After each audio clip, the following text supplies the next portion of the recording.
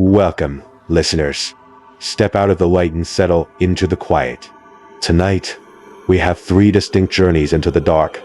Three stories where the ordinary fabric of daily life is violently torn away, leaving nothing but the raw, pulsing instinct to survive. Have you ever felt that sudden, inexplicable drop in your stomach?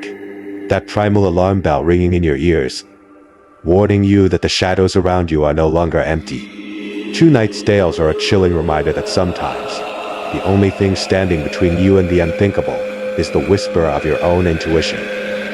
Our first descent takes us back to the year 2017. The setting is St. Petersburg, Florida. For our narrator, life was defined by the comfort of the familiar. She was a self-proclaimed homebody. Her sanctuary was her apartment, her routine a tightly woven blanket of safety. But the walls we build to protect ourselves can sometimes be breached by the simple, relentless pressure of social obligation. Enter Jenna. Jenna was a co-worker, about 10 years younger, radiating that restless, electric energy of someone desperate to consume the night. For weeks, Jenna had been chipping away at our narrator's defenses, begging her to come out and experience the local nightlife. Alongside another co-worker, Mira, the pressure became a constant, inescapable hum in the workplace. Eventually, exhausted by the persistence, our narrator cracked. She gave in, promising to join them the following weekend. But as the days ticked down, a heavy knot of anxiety began to tighten in her chest. When the weekend finally arrived, the evening immediately tilted off its axis.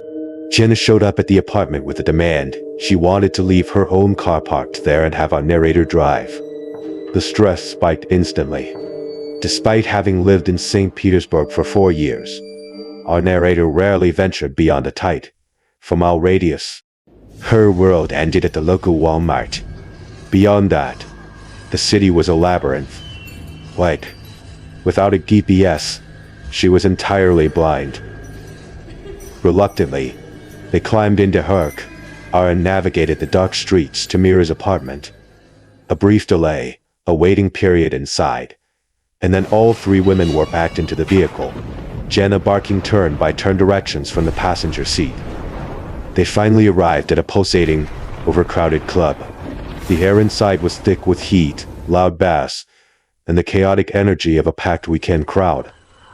They carved out a small space for themselves and ordered their first round. But the ink hadn't even dried on the night before the script flipped.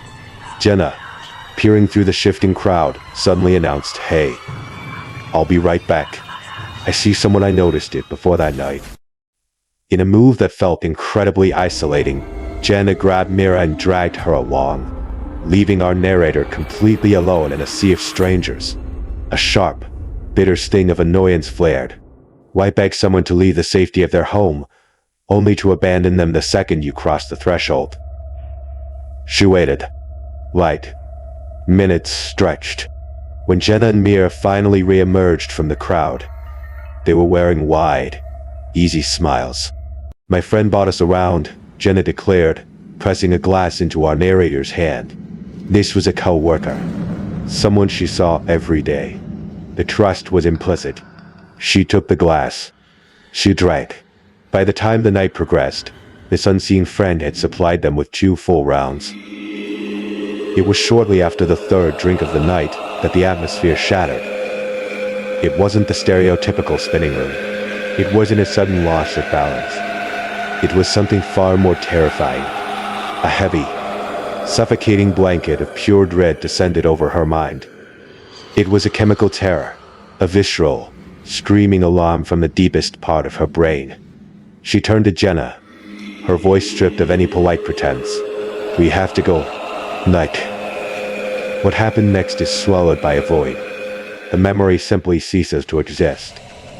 There is no recollection of navigating the crowded floor, no memory of walking to the car. The tape aggressively cuts back on. Our narrator suddenly found herself sitting in the driver's seat of her own car. The engine was running. She was parked outside of Mira's apartment complex. The world outside the windshield was completely fractured.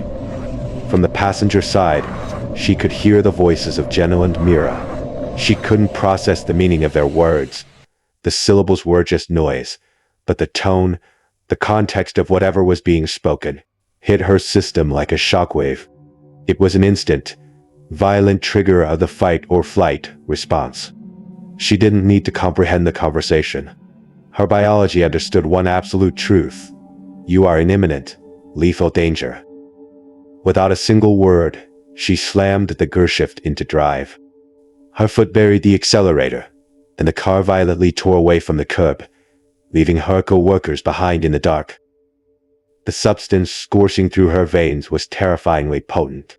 She was not a lightweight, and 3 notoriously watered-down club drinks should never have yielded this total cognitive collapse.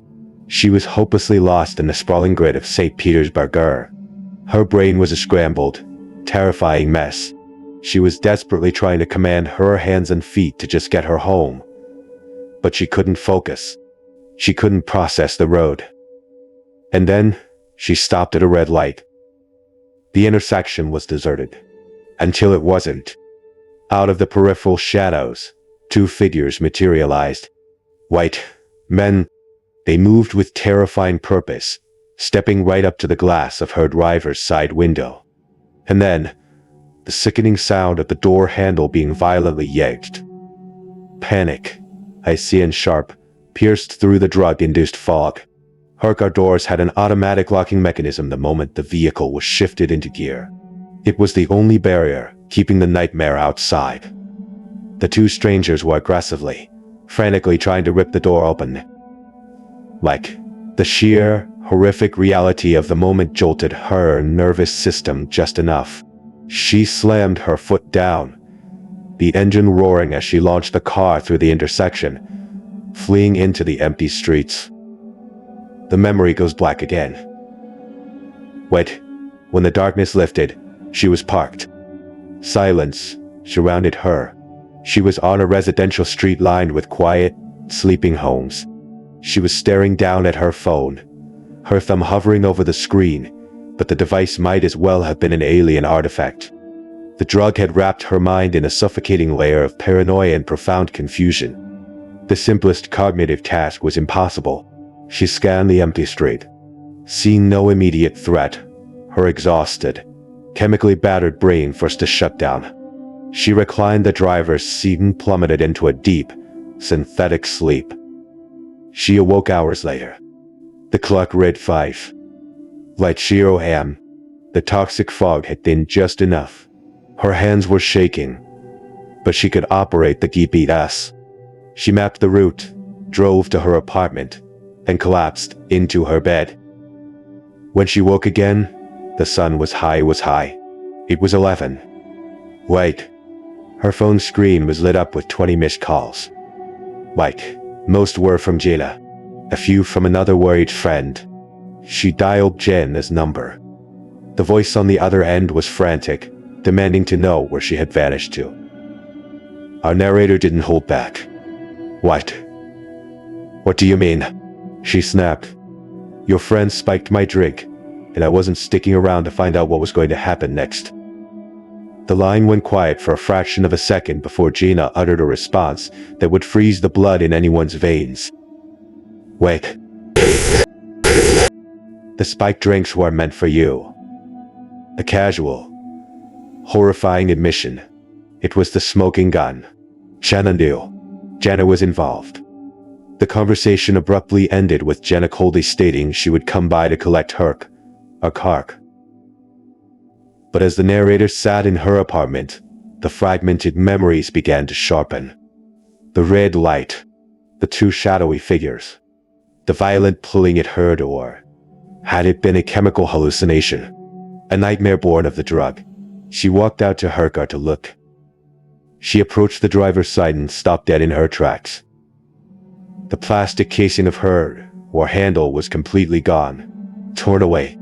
Whoever had grabbed that handle in the dark intersection had gripped it with such violent, desperate force that when she hit the gas, they ripped the hardware straight off the vehicle. It wasn't a delusion. The terror was real.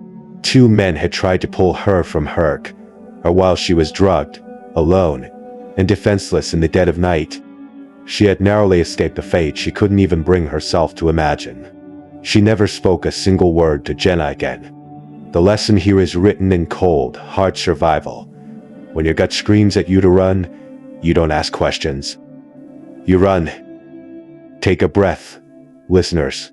Let the adrenaline settle. Because our next story takes us away from the claustrophobia of the city and out into the vast, open expanse of nature. But as you're about to hear, wide open spaces offer no guarantee of safety. Imagine a lively coastal town. During the peak of summer, it's a vibrant, chaotic hub for tourists. But as the seasons turn and the cold winds roll in, the crowds vanish, leaving behind a quiet, isolated landscape. The crown jewel of this town is a sprawling, miles-long beach that violently gives way to a massive network of towering sand dunes. During the daylight, these hills of sand and sharp marram grass are an idyllic escape. Families stroll. Dogs run off leash. It's a place where getting lost is a temporary inconvenience.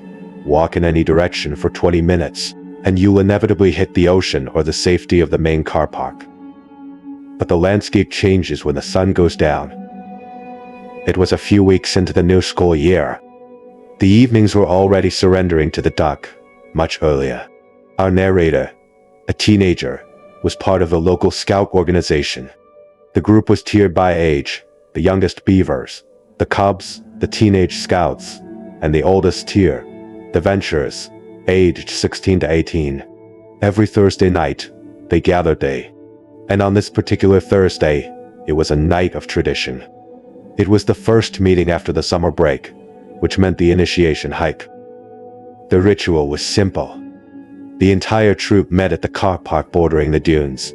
The older scouts would hike up the most massive dune in the area, a towering hill and locally dubbed the Baldy Man.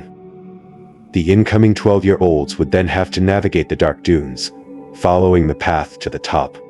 Once they crested that massive hill with the help of their peers, they were officially welcomed into the ranks. While the main body of scouts began their trek, our narrator and 8 other ventures stayed behind at the edge of the dunes to practice first aid.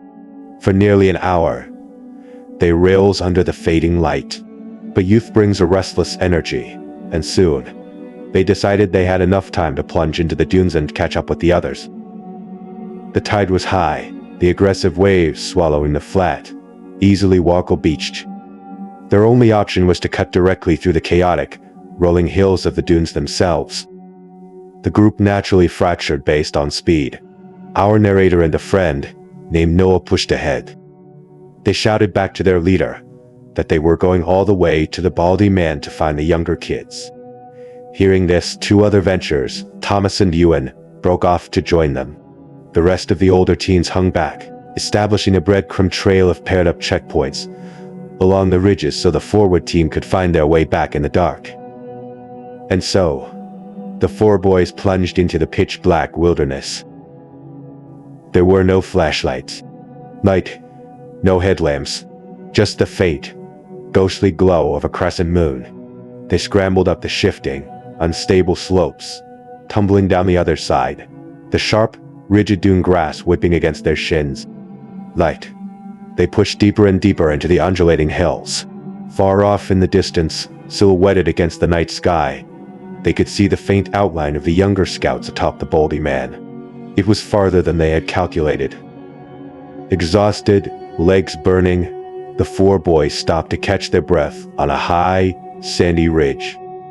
Like, looking back the way they came, they could see 2 of their fellow ventures, a checkpoint, standing on a previous ridge. They exchanged a distant wave. Our narrator was twisting the cap back onto his water bottle, muscles tense to start running again, when a sharp sound broke the quiet. Shh. It was Thomas. He was standing completely rigid. His eyes were wide, scanning the absolute darkness of the brush around them. At first, he tried to shake it off, his shoulders dropping slightly. White. The other boys pressed him. White. Why did you shush us? Thomas swallowed hard. Did you hear that? They shook their heads. The air was dead still. There was no wind. But Thomas insisted. He said he had heard something heavy, something deliberate, rustling in the dense bushes just below their position. With no wind to blame it on, the sound was unnerving, but the teenage mind is quick to dismiss the unknown. They brushed it off and pushed forward. 10 grueling minutes later, they finally conquered the last hill, collapsing at the feet of the younger scouts. Greetings were exchanged, congratulations were given to the initiates, but the environment was turning hostile. The darkness was absolute now. Without a light source, navigating the treacherous terrain back to the cars was going to be dangerous. They couldn't linger. They threw themselves back down the steep face of the baldy man, feet sliding in the cold sand, and began the frantic sprint back toward the first checkpoint. They climbed and fell, over and over, until the familiar ridge came into view. Standing at the top were their two friends, Cormac and Dallas. Cormac was an imposing figure, 6'3", heavily muscled, the kind of guy who commanded physical space effortlessly. Dallas was sharp, perceptive, and observant. But as the four boys scrambled up the ridge to meet them, the mood was immediately, violently wrong. Even in the near-total darkness, the body language was screaming. Alice was visibly trembling, her arms wrapped around herself. Then Cormac, the giant of their group, his face was an absolute mask of panic. Noah asked, the words catching in his throat. Cormac didn't look at Noah. He locked his eyes dead onto our narrator. He raised a massive arm and pointed down toward a sunken clearing in the dunes, a secluded bowl where locals sometimes hid to drink or smoke. Were you walking around on your own down there? Cormac's voice was strained, tight. Night. No, our narrator replied. A sudden, icy chill blooming in his chest. I've been with the others the whole time. White. In that fraction of a second, a collective, silent realization dropped over the 6 teenagers like a suffocating weight. The blood drained from their faces. Alice and I saw a man, Cormac whispered, staring back down into the pitch-black depression. He had his hood pulled tight, dressed in all black. He was circling the clearing down there, deliberately avoiding us. We thought it was you at first, trying to mess with us. But the movement, it was wrong. Cormac took a breath, his eyes wide. When you guys waved at us from the ridge earlier, we hadn't seen him yet. But the absolute second you stepped off that ridge and moved out of sight, we saw him. He stepped right up onto the exact spot where you had just been standing, and he just stood there, staring in the exact direction you went. The pieces slammed together with sickening clarity. The rustling Thomas had heard in the dead, still night. The footsteps in the brush. They hadn't been alone. They were being hunted. Panic threatened to break them apart, but survival dictated they stay together. There is safety in numbers. The 6 teens formed a tight pack and cautiously descended into the clearing, where the figure had last been seen. He didn't even have a flashlight, Alice whimpered, her voice cracking. Cormac and Dallas immediately broke off, sprinting back toward the baldy man to warn the scout leaders, leaving the 4 boys standing back to back in the clearing, staring into the impenetrable black walls of the dunes. The silence was deafening. Somewhere out there, mere feet away in the thick brush, a grown man dressed in black was navigating the treacherous terrain in complete darkness. Wait. Cormac and Dallas returned quickly. The alarm had been raised. The entire troop was now evacuating the dunes. The boys joined the retreat, moving fast, eyes darting at every shadow. They linked up with the last remaining ventures and the troop leader, whispering the terrifying reality of the situation. They were so close. The lights of the distant car park were finally bleeding through the darkness. The edge of the dunes was right in front of them. And then, a sound that will forever haunt our narrator's nightmares tore through the night air. A high-pitched, blood-curdling scream. It came from one of the youngest scouts. Total chaos erupted. The children panicked, scattering in terror. Noah, our narrator, sprinted toward the screaming boy. The child was sobbing hysterically, his tiny hand raised, pointing violently up toward the sandy ridge towering over their left flank. Every head snapped up. There he was, a silhouette cut against the sky. A man in black, standing motionless on the crest of the hill, looking down upon the panicked children. Right. Run. Noah bellowed, his voice staring. He has a knife. I see a knife. Adrenaline exploded. The older Ventures didn't hesitate. They scooped the paralyzed, crying children into their arms and ran blindly toward the pavement of the car park. They didn't look back. They didn't stop until the glow of the streetlight had washed over them, providing a fragile barrier of safety. Parents arrived. The children were loaded in 2 cars, doors locked, windows rolled up. Whispers of the night spread, fractured and distorted by fear. But the handful of teenagers who stood on that ridge, who heard the rustling in the dark, they know the truth. They know what it feels like to be prey in the pitch black. For our final story, we return to the glow of the city lights, but not the glamorous, neon-drenched districts. We find ourselves in the gritty, worn-down corners of the service industry, where the hours are long, the patrons are lonely, and the boundaries between professional courtesy and dangerous obsession can blur without warning. Our narrator was 22. She spent her nights behind the stick of a small, local dive bar just a few blocks from her apartment. It wasn't a place of craft cocktails or velvet tropes. It was a haven for regulars. Older men seeking refuge at the bottom of a glass, watching whatever sports sloop played on the dusty televisions above the register. She learned faces quickly. She knew their drinks. And because her apartment was barely a 7-minute walk away, she never bothered driving. After a long shift, perhaps after sharing a quick closing shot with a lingering patron, she would simply pull on her hoodie and walk the quiet neighborhood blocks home. She had done it 100 times. The route was muscle memory. She had never felt a reason to be afraid. But every bartender knows there is always one regular who disrupts the ecosystem. His name was Jared. She only knew this because she had read it off the credit card he slid across the damp wood of the bar. Jared was somewhere in his late 30s. He possessed a grim consistency, thinning hair, and a heavy brown jacket that he wore regardless of the temperature outside. He never came in with friends. He never watched the televisions. Instead, Jared watched her. He would occupy a stool and attempt to anchor her in conversation for the entirety of his stay. He probed with personal questions, trying to pry open the door to her life outside the bar. She played the game perfectly. She kept her answers clipped, maintained the necessary polite smile of the service industry, but offered absolutely nothing he could grab onto. She refused to encourage him. Then came the Friday night that changed everything. Jared walked through the heavy wooden doors around 10 p.m. He ordered a single beer, and for an hour, he didn't touch it. He just sat there, nursing the glass, his eyes tracking her every movement behind the bar.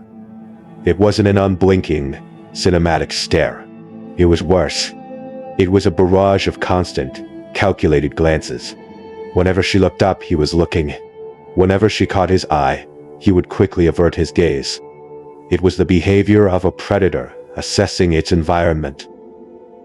Every time she was forced to walk past his section of the bar, he tried to hook her into dialogue. Finally, as the liquid in his glass neared the bottom, he made his move. He leaned over the wood and asked if she wanted to hang out sometime outside of work. Our narrator didn't waver. She looked him in the eye and delivered a firm, professional rejection. I'm not interested. I like to keep my work and personal life entirely separate. But the mask slipped. Instantly, Jared's entire facial structure tensed. The full polite demeanor evaporated. He forced a sickeningly hollow smile, threw a crumpled bill onto the bar, muttered, "Yeah, whatever. and stormed out into the night. He left's arrow tip, a first for him. Standing behind the bar, she exhaled a long breath of relief. He was gone. But beneath the relief, a cold current of unease swirled in her gut. The shift in his mood had been too fast. Too Violeta. Midnight struck. The relief bartender arrived to take the reins. She counted out her drawer, pocketed her tips, pulled her hoodie over her head, and pushed through the front doors into the crisp night air. The street was dead. The silence was heavy, typical for that hour. She had only made it 1 block, turning the corner toward her apartment, when the quiet was violently ruptured. Someone spoke her name. It wasn't a shout. It was spoken at conversation volume, coming from just a few feet away. The bottom fell out of her stomach. She spun around. Standing half in the shadow of a street lamp was Jared. He hadn't made a sound approaching her. He just stood there, wearing that heavy brown jacket. He gave a small, slow wave of his hand and began to walk directly toward her. Every alarm bell in her nervous system began to shriek. She stopped walking, planting her feet, but maintained a wide gap of distance between them. Jared stopped too. He lowered his head slightly, adopting a tone of mock contrition. He apologized for storming out of the bar. He claimed he just gets nervous around her. She kept her voice steady, masking the rising panic. It's fine, but I really need to get home. Jared nodded slowly. I just wanted to ask one more time. Can I get your Instagram? Or Snapchat? I promise I won't bother you. I don't use social media, she lied, her voice hardening. Jared stopped moving. He stared at her for a long, agonizing second. And then, the edges of his mouth curled up into a smile that made her blood run entirely cold. That's weird, Jared said, his voice dropping an octave. Because I've seen you on Instagram at the bar before. The air in her lungs vanished. He was calling her bluff. He was escalating. He had been watching her so closely, analyzing her habits, that he knew what apps she scrolled through when she thought no one was looking. He was cornering her. Please leave me alone, she demanded, her voice shaking now. The polite bartender was gone. Jared just kept smiling that dead, empty smile. Okay, have a good night. She didn't wait for another word. She turned on her heel and started power walking down the concrete, her heart hammering against her ribs like a trapped bird. She kept her eyes focused straight ahead, praying the interaction was over. 10 seconds passed. 20. And then, she heard it. Bite. The faint, rhythmic scrape of shoe leather on concrete. Behind her. She told herself she was being paranoid. The adrenaline was just playing tricks on her ears. But she couldn't stop herself from throwing a quick, desperate glance over her shoulder. Half a block back, perfectly framed in the center of the sidewalk, was Jared. He was following her. She accelerated her pace, her sneakers slapping harder against the pavement. Behind her, the footfalls sped up to match. Testing the waters, she deliberately slowed her stride down to a crawl. The heavy footsteps behind her slowed perfectly in sync. It was a nightmare made real. It felt like a sadistic game. He wasn't trying to hide. He was mirroring her every move, letting her know that she was not in control. She kept pushing forward, a desperate prayer looping in her mind that he would eventually turn off at a cross street. He never did. Her apartment building finally loomed into view, but instead of beelining for the entrance, she made a tactical decision. She crossed the street, stopping on the opposite sidewalk, and turned to face him fully. Jared stopped instantly. He positioned himself under the thick canopy of a large tree, letting the shadows swallow the details of his face. But even in the dark, she could feel him smiling. He just stood there, immovable, stiff. What? Why are you following me? She screamed into the quiet street, her voice echoing off the brick facades. "I don't want to have to call for help." Silence. He didn't say a word. He didn't flinch. Desperation clawed at her throat. She weaponized a light. Like, "My boyfriend lives with me. I'm going inside to get him right now." The truth was, there was no boyfriend. She lived entirely alone. She didn't wait to see his reaction. She spun around, sprinted across the asphalt, and threw herself at the front door of her building. Her hands were shaking violently as she reached for the keypad. She punched in the code, her fingers slipping on the metal buttons. Beep. Bike. Buzz. The magnetic lock disengaged. She grabbed the heavy handle and yanked it open. And in that exact moment, the night erupted. The sound of heavy, aggressive, sprinting footsteps tore across the street behind her. She whipped her head around. Jared had exploded out from under the tree. He was charging the building at full speed. She threw herself into the lobby and let the heavy security door slam shut behind her. She didn't stay to check if the latch caught. She didn't look back through the glass.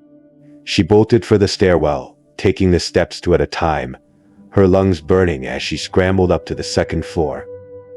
Halfway up, the terrifying sound of the lobby or being violently shoved open echoed up the stairwell. He had caught the door before it locked. Then came the stairs. Thud, thud, thud. His boots were hammering against the steps, heavy and fast. He was coming.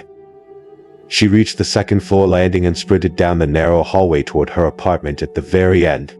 Her hand plunged into her pocket, fishing out her keys.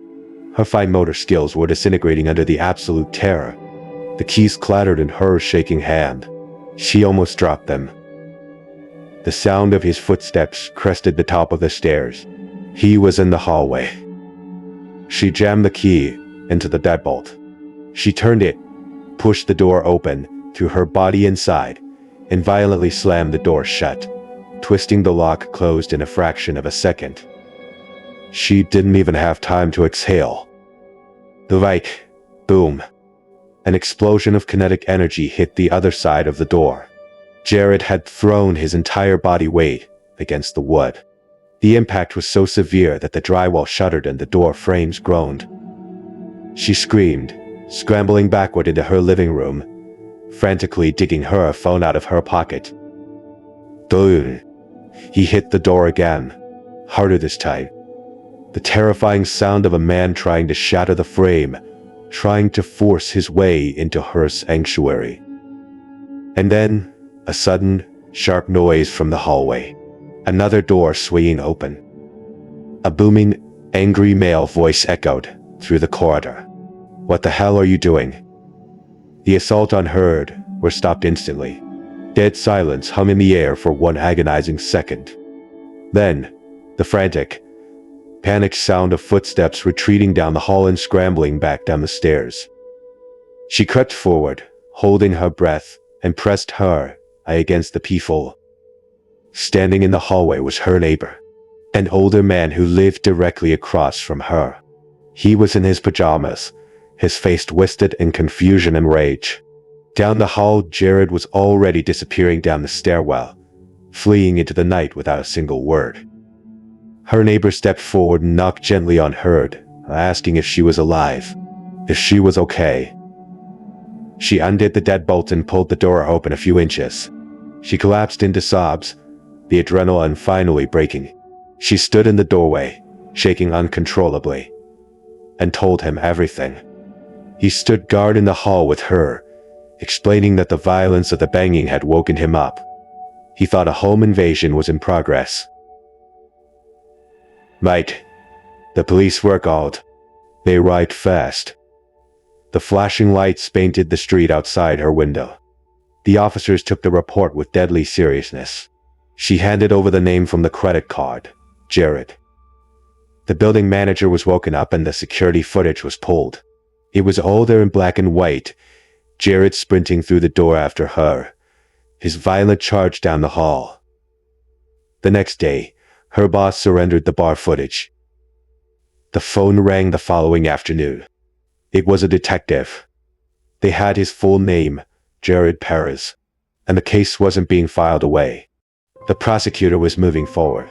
Because he had chased her into a secure building and physically attempted to breach her apartment, they were charging him with stalking and unlawful entry. The machinery of the law began to turn. She walked into a courthouse, sat before a judge, and recounted every terrifying second of the night. With the police reporting the chilling security footage as evidence, the judge granted a temporary restraining order immediately. The police tracked him down and served him the papers shortly after. She kept her job at the bar for a while. She refused to let him completely break her life. But the routine was forever poisoned. She never walked home alone in the dark again. Even with the legal protection, even knowing he was facing criminal charges, the ghost of that night lingered. Every time she approached her building, she checked over her shoulder. Every time she unlocked her door, she rushed inside, waiting for the sound of heavy boots on the stairs. Jared never returned, but the memory of his empty smile in the shadows, and the violent, shaking impact against her or that is something that never, ever fades. Thank you for listening tonight. Remember, the world is vast and full of strangers. Pay attention to the quiet spaces, and always, always trust that feeling in your gut. Stay safe out there. Turn off the lights, sit back, and take a deep, steady breath. Because where we are going tonight, oxygen is a luxury, and light is an illusion. Have you ever wondered what it feels like to be completely swallowed by the earth? To willingly leave the sun behind and descend into environments so hostile, so utterly detached from the world above. That a single mistake doesn't just invite death, it guarantees it. Tonight, we journey into the crushing black depths of the underground. We have the stories of human endurance, of terrifying claustrophobia, and of the unforgiving nature of the deep. Our first descent takes us to the freezing, jagged landscapes of Norway. The date is February 6th, 2014. Beneath the frozen surface of the Pluré River lies a nightmare written in stone and water. The Pluré Cave System. It is the deepest known underwater cave in northern Europe, a sprawling, submerged labyrinth of jagged rock, twisting tunnels, and water so cold it burns the skin.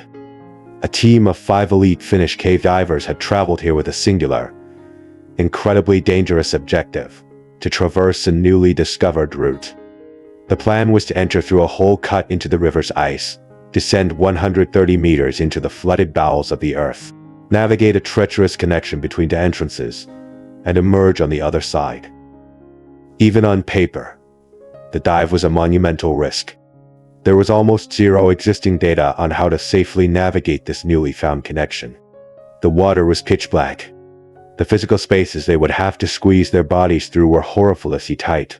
A flawless execution of this plan would require 5 grueling hours submerged in the freezing void. There was no margin for error.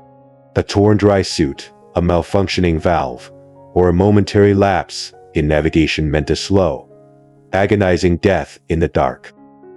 But what casts an even darker shadow over this expedition is the history of one of its members. 46-year-old Kai Kincaid was no stranger to the lethal consequences of his sport.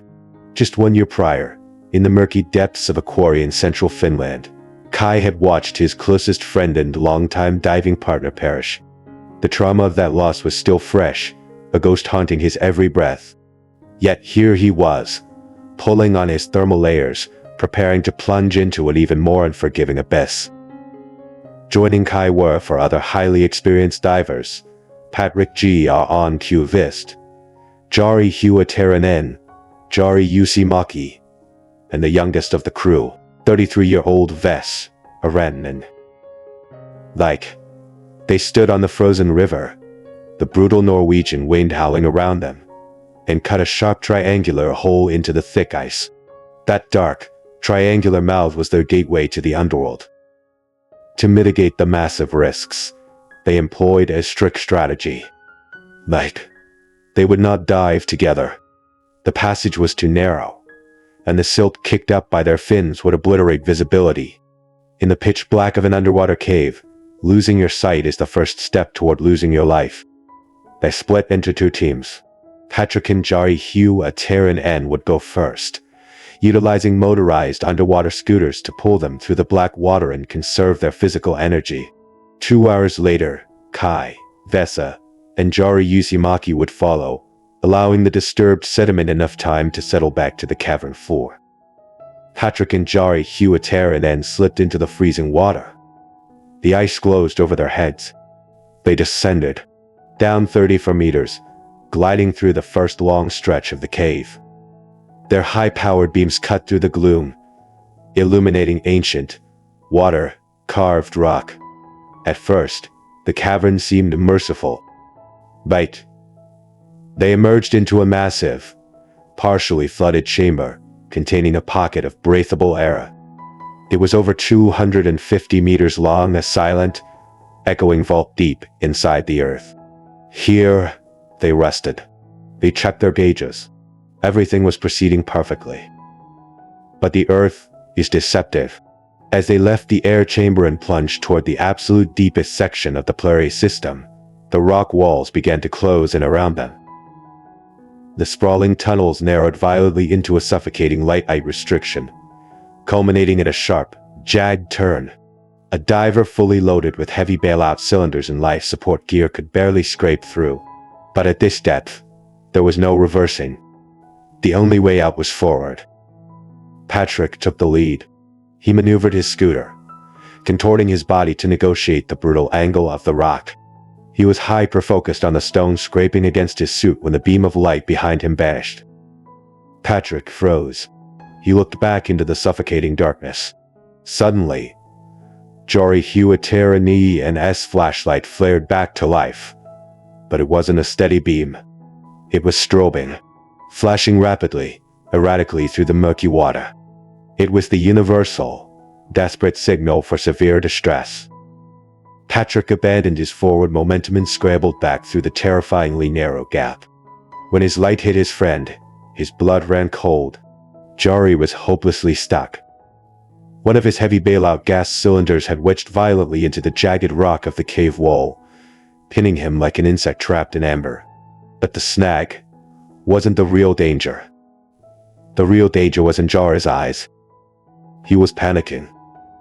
At a depth of 130 meters, surrounded by freezing water and solid stone, panic is a virulent poison. It skyrockets your heart rate, forces you to burn through your oxygen at an unsustainable speed, and completely strips you of rational thought. Patrick reached him, trying to communicate through hand signals, desperately trying to project calm. But the space was too confined.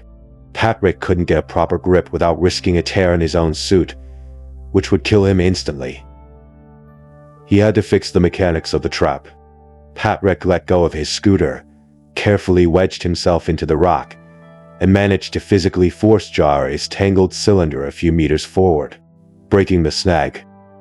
Jari was free. Patrick swam back to check on his friend, exhaling a sigh of relief into his regulator. But the relief died in his throat.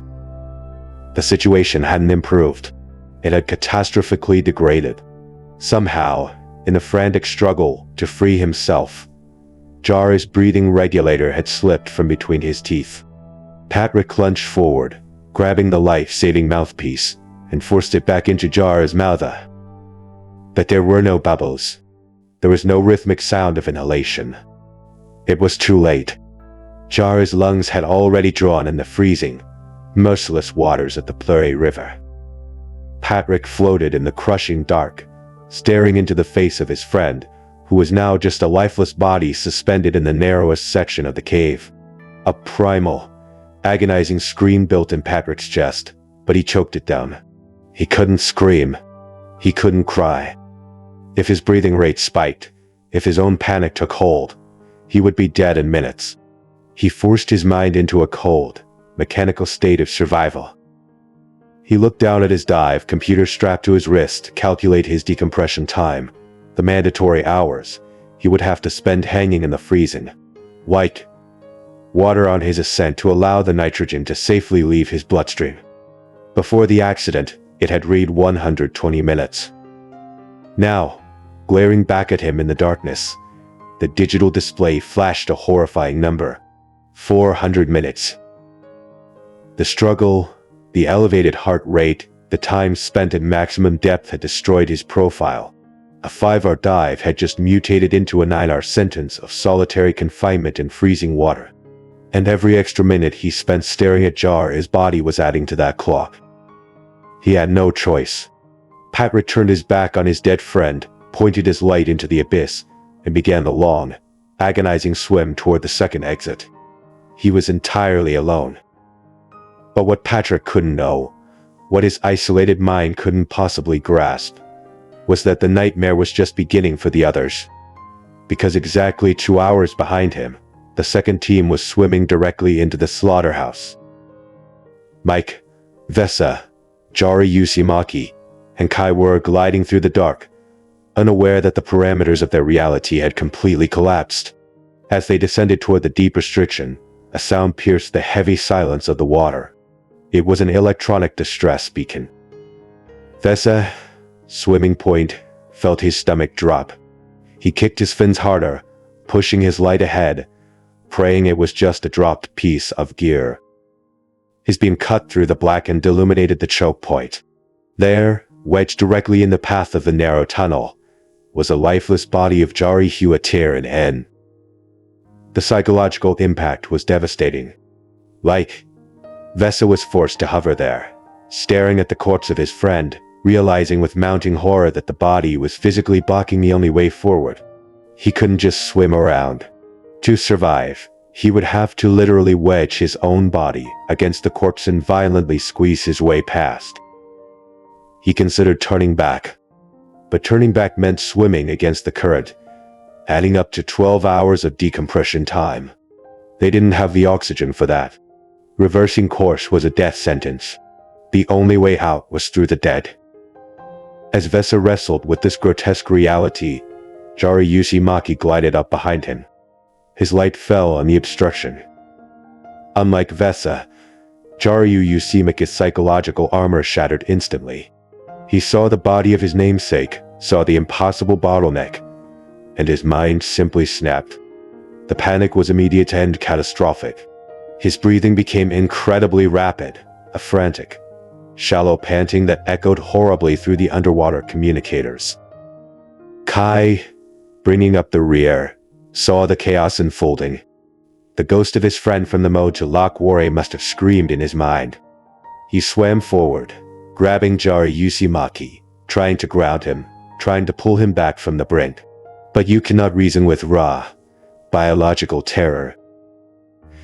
Jari Yusimaki's frantic breathing caused toxic carbon dioxide to rapidly build up in his system. Within minutes, his body gave out. The Plore cave claimed its second victim right in front of their eyes. Now there were two bodies. Kai swam to Vesa, his own heart pounding against his ribs. He signed frantically through the murky water, urging Vesa to abandon the forward route. Stop.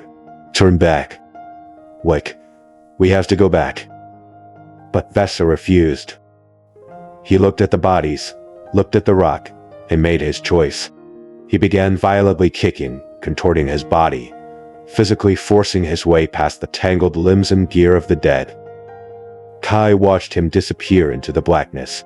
Convinced that Vesa was swimming to his own certain death, Kai made the only decision he could live with. He turned around, facing the terrifying reality of a massive, undersupplied decompression schedule, and began the impossibly slow, lonely retreat back to the ice hole they had entered hours ago.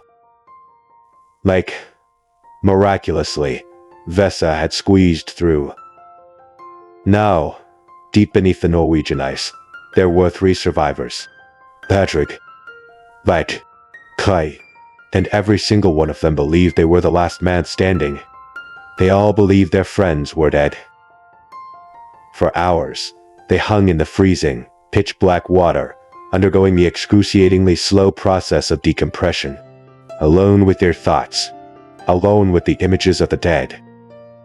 At night, 0 p.m., after 8.5 hours of submersion, Patrick broke the surface of the water at the second entrance. He crawled onto the rocks, shivering, traumatized, entirely alone. An hour later, the water broke again. Vesa emerged.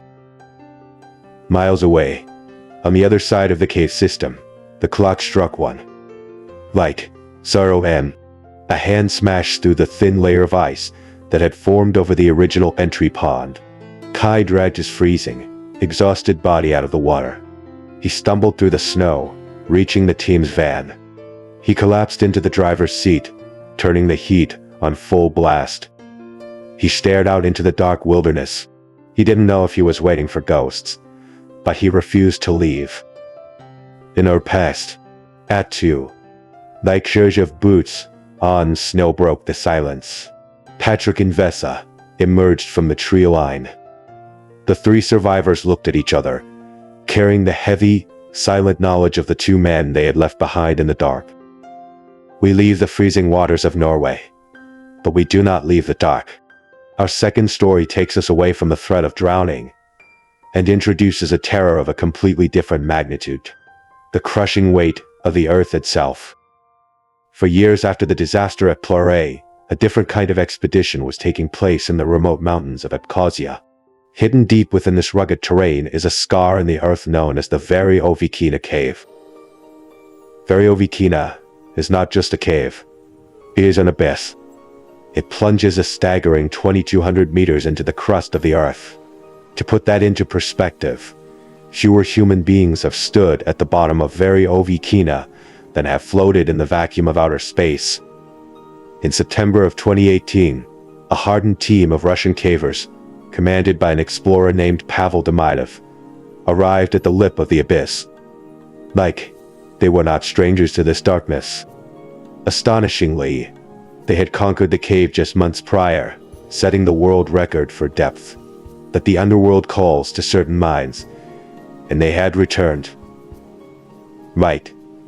This time, their ranks were bolstered by 2 outsiders, Robbie Schoen, a renowned British cave photographer, and his assistant, Jeff Wade. Their mission was ambitious: to capture high-definition images of a world completely devoid of sunlight, and to hunt for unknown, translucent species of shrimp and scorpions that had evolved in absolute blackness. But descending into Varyovikina is not a hikina. It is a siege. Every single caver strapped over 66 pounds of life-sustaining gear to their bodies. They wore swaddled in heavy thermal layers to stave off the biting, near freezing ambient temperatures. The entrance alone was a terrifying vertical shaft that dropped 30 meters straight down into nothingness. And that sheer drop, that was considered the easiest part of the journey. Below that shaft lay thousands of meters of agonizingly tight, twisting tunnels. There was no walking. There was only crawling, squeezing, dragging their heavily burdened bodies through thick, freezing mud and submerged limestone cracks. It took the team 8 grueling hours just to reach the first established underground camp at a depth of 600 meters. Exploring Varyovikina is a multi-day ordeal.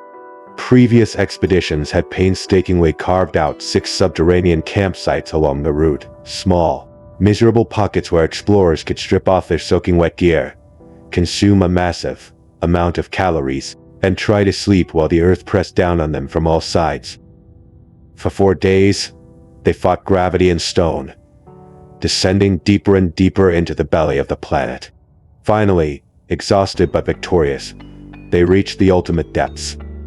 The bottom camp, a surreal, silent chamber housing a pristine turquoise lake that had never seen the sun. For 6 days, the expedition was a flawless success. Robbie's camera flashed in the darkness, illuminating alien rock formations. They waded into the freezing lake, collecting biological samples of creatures that had never encountered human beings. The atmosphere was triumphant, almost peaceful. But peace underground is always an illusion. Day 7 arrived. The disaster began not at the bottom, but above them. Roman and Natalia, 2 members of the Russian team, had begun their ascent today. early to catch a flight home. High above the main group, they were suddenly hit by a terrifying sound. A low, vibrating roar that shook the stone beneath their boots. Without warning, thousands of liters of icy water came violently crashing through the tunnel system, a sudden, explosive flood washing over the rocks. They scrambled to safety and instantly grabbed the hard-wired communication cable that linked the camps together. They beamed a frantic warning down to the team at the bottom. But the warning was misinterpreted. Deep cave systems occasionally experience flood pulses, brief surges of water from shifting underground reservoirs, or heavy surface rain that pass almost as quickly as they appear.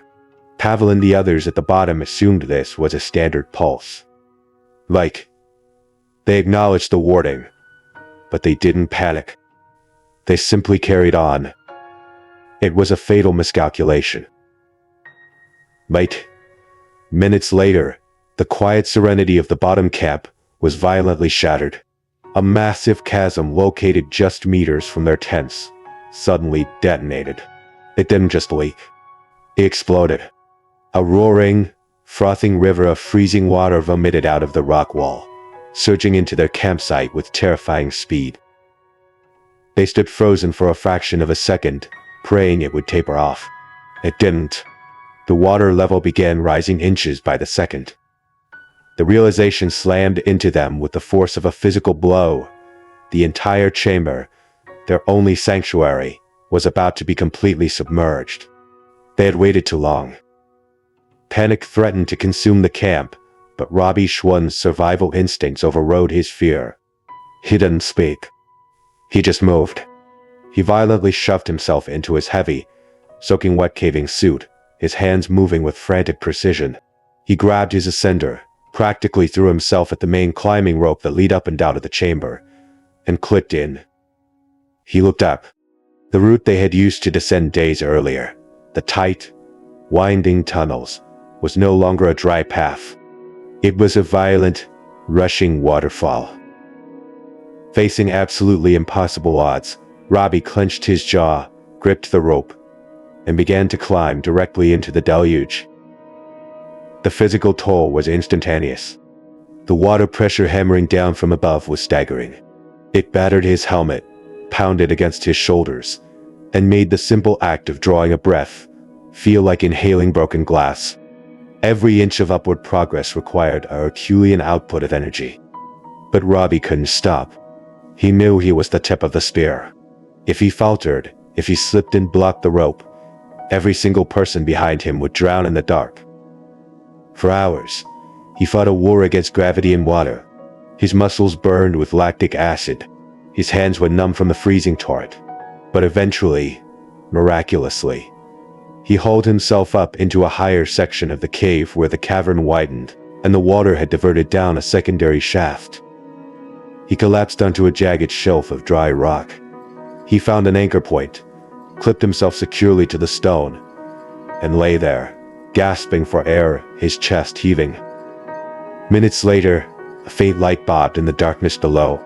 A hand reached over the ledge. It was Jeff Wade. He had been climbing in Robbie's slipstream the entire time, enduring the exact same hell. Robbie held him up.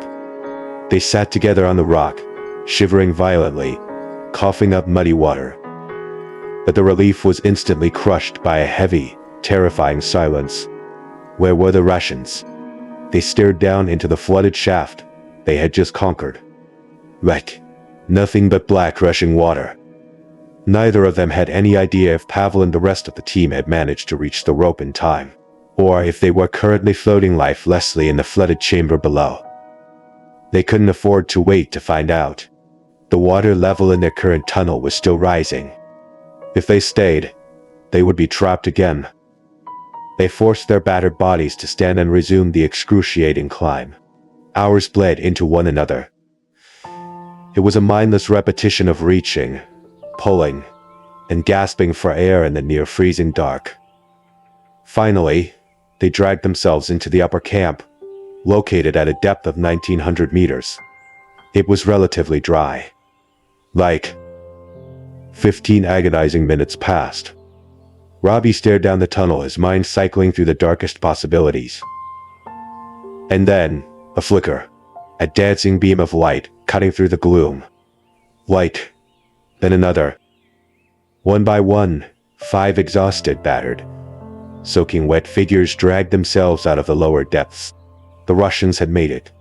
They had fought the exact same impossible current and survived by the skin of their teeth. That there were no cheers. There were no hugs. They were still almost a kilometer straight down, trapped in a rapidly filling cavern. For 20 agonizing hours, the 7 men sat in the damp, freezing camp, listening to the roar of the water below, waiting to see if the earth would swallow them whole. Finally, the roar began to quiet. The water slowly began to recede. It was their window. For the next 4 days, subsisting on adrenaline and dwindling rations, they walked, crawled, and climbed. Pushing their bodies far past the limits of normal human endurance, they dragged themselves back through the twisting miles of stone. When they finally hauled their bodies over the lip of the vertical shaft and collapsed into the sunlight, they had achieved the impossible. Light. They had stared down the darkest, deepest throat of the earth, a place that should have easily become their tomb, and they had clawed their way back to the sky. Both Pluri and Kina remind us of a chilling truth. We may map the surface of our world. We may build cities and conquer the skies, but beneath our feet lies a realm that does not care about our courage, our experience, or our technology. It is cold. It is dark. And it is entirely unforgiving. Thank you for listening. Until next time, stay safe and respect the dark.